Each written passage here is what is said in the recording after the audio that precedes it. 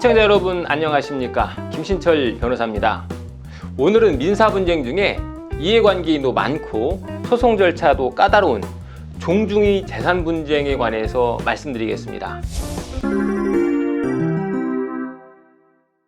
이 종중이라고 하는 것은 제사와 친목을 목적으로 공동선조의 후손 중에 성년으로 구성되는 자연 발생적 종족 집단이죠.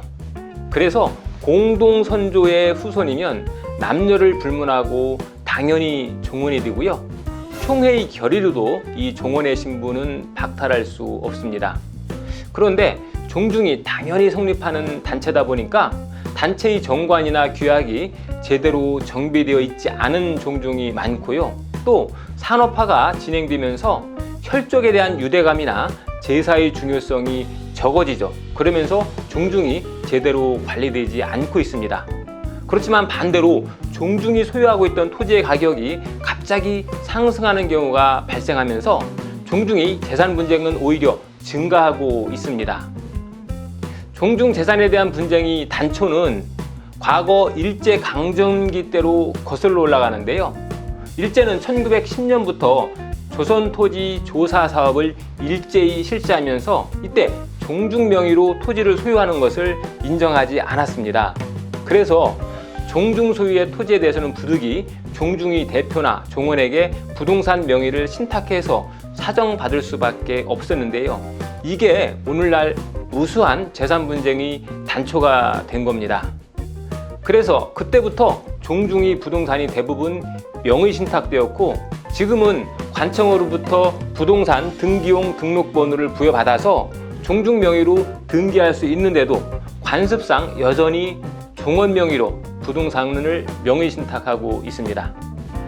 그래서 최근 부동산 실명법이 만들어져서 부동산 명의 신탁이 원칙적으로 금지되었지만 법에서도 종중의 명의 신탁만큼은 아직도 예외로 인정해 주고 있습니다. 어쨌든 이렇게 명의 신탁된 부동산이 시간이 지남에 따라서 명의 수탁자가 돌아가시게 되거나 또 명의 수탁자가 제3자에게 처분하면서 문제가 발생하게 되는데요. 명의 수탁자인 종원이 돌아가시면 이 수탁 부동산 명의도 당연히 상속인에게 상속이 되죠. 이때 상속인이 이 종중 부동산을 상속재산이다 라고 주장하면서 반환을 거부하거나 또 종중 소유의 부동산을 제3자에게 매각하면서 분쟁이 발생합니다. 이렇게 사건이 발생하면 종중은 부득이 종중원이나 상속인 또는 토지 매수인을 상대로 법원에 소유권 이전 등기 청구 소송을 제기해야 하는데 이 소송 제기 절차가 까다롭고 또 그 입증 방법도 쉽지 않습니다. 먼저 소제기 단계의 절차부터 보면요. 가장 먼저 해야 할 일은 종중 부동산에 처분금지 가처분을 하는 일인데요.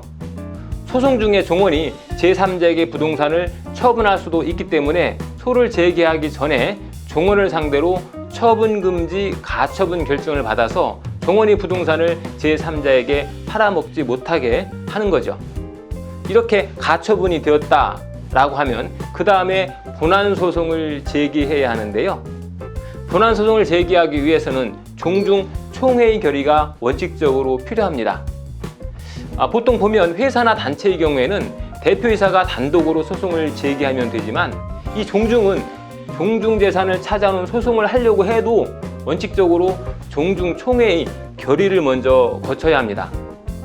왜냐하면 이 종중재산은 민법상 총유로 보기 때문인데요.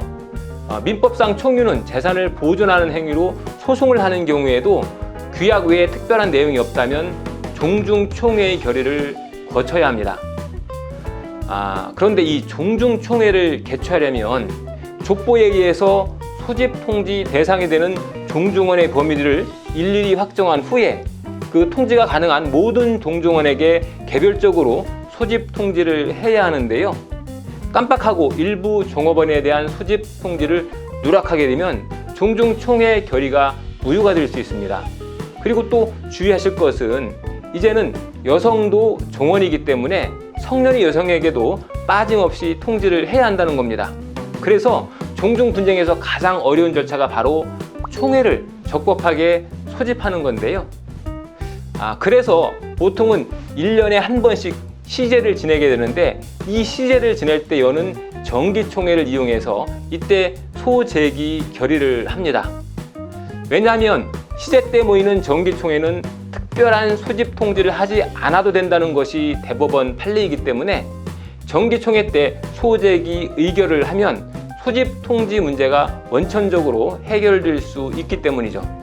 다만 시간이 촉박해서 총회까지 기다릴 수 없는 경우에는 우선 소송을 제기해 놓고 나중에 총회를 열어서 추인을 받는 편법도 가능합니다.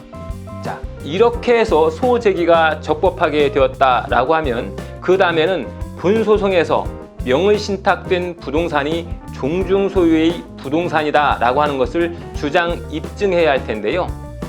대개 보면은 명의신탁 약정서 같은 처분 문서를 작성하지 않고 그냥 명의신탁을 했기 때문에 부득이 간접사실로 입증할 수밖에 없는 게 현실입니다. 이와 관련한 대법원 판례가 있었는데요. 한번 보겠습니다. 이 사건은 일제강점기 때 종중 토지를 종원들 명의로 사정받은 후에 사정받은 종원들이 모두 돌아가시고 그 상속인들이 부동산 소유권을 주장해서 종중이 뒤늦게 명의신탁을 해지하고 소유권 이전 등기 청구 소송을 제기한 사건인데요.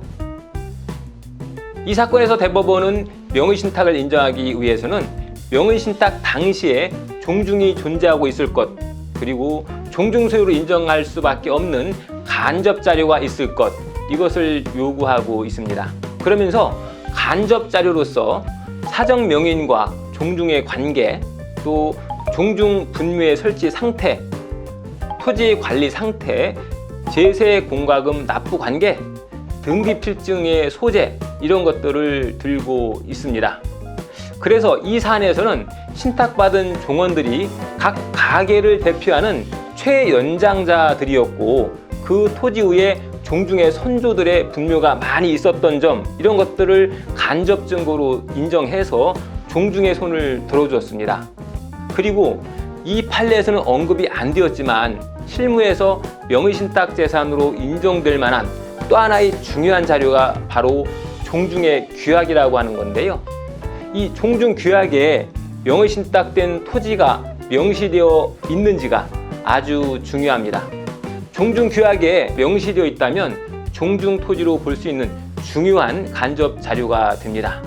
오늘은 종중의 재산 분쟁 중에 종원 명의로 신탁된 부동산을 다시 찾아오는 방법에 관해서 알아봤습니다. 김신철 변호사였습니다. 감사합니다.